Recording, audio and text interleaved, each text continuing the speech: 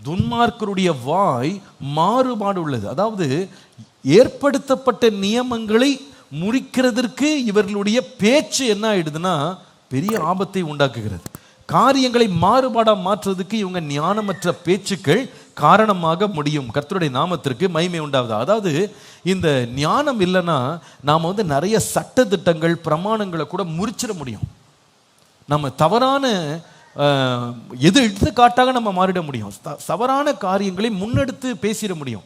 ஞானம் இல்லாமல் பேசினோம்னா நம்ம தவறான செய்தியை நாம் கொடுத்து விட முடியும். பாருங்க, சில வேளையில் வீடுகளில் கூட நம்ம ஞானம் இல்லாமல் நம்ம பிள்ளைகள்கிட்ட பேசுவோம்னா அந்த பேச்சுக்களால் பார்த்தீங்கன்னா நம்ம தவறான செய்தியை கூட நம்ம பிள்ளைகளுக்கு என்ன பண்ணிட முடியும், கொடுத்து விட முடியும். உதாரணமாக, அம்மா அப்படிதான்டா, அப்பா அப்படிதான்டா அப்படின்னு சொல்கிற வார்த்தைகள் நம்ம சரியாமல் பேசிடுறோம்.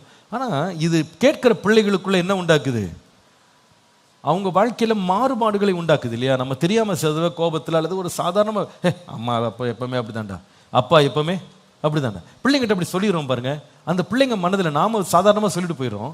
ஆனால் அந்த ஞானமற்ற பேச்சினால பாதிக்கப்படுவது பிள்ளைகள். அந்த பிள்ளைங்க அடுத்த முறை அம்மாவை பார்க்கும்போது அப்பாவை பார்க்கும்போது அவங்க மனதில் என்ன ஆயிடுது, இவங்க இப்படிதான் போல இருக்கு, இவங்க சரியானவர்கள் அல்ல, தகுதியானவர்கள் அல்ல அப்படின்னு சொல்லி இந்த பிள்ளைங்க அந்த பெற்றோரை கனக்குறைவாக மரியாதை குறைவாக பார்ப்பதற்கு அது என்னவாயிடுது, ஒரு காரணமாக மாறுது. அப்போ ஆண்டவரே எனக்கு அந்த இடத்துல பேசுறதுக்கு எனக்கு என்ன தாரும், ஞானத்தை தாரும். என் பிள்ளைகள்கிட்ட பேசுறதுக்கு ஞானத்தை தாரும். அது ஏற்படுத்தப்பட்ட சட்டத்திட்டங்களை உடைத்து போடுறதுக்கு நான் ஆண்டவரே காரணமாக இராதபடி என் வாயின் வார்த்தைகள் மாறுபாடான வார்த்தைகளாய் ஆண்டவரே மாறிவிடாதபடி எனக்கு கிருபை தாரும் அப்படின்னு நம்ம கேட்க வேண்டியது அவசியம். கர்த்தர் கிருபையாக நமக்கு ஞானத்தை கொடுத்து இந்த மாறுபாடான பேச்சுக்கு நம்ம விலகி ஞானமாக பேசுறதுக்கு, சரியான பாதையில் நம்ம நடத்துவதற்கு, நம்ம பேசுறதுக்கு ஆண்டவர் கிருபையாக நமக்கு இரக்கம் பாராட்டுவாராக.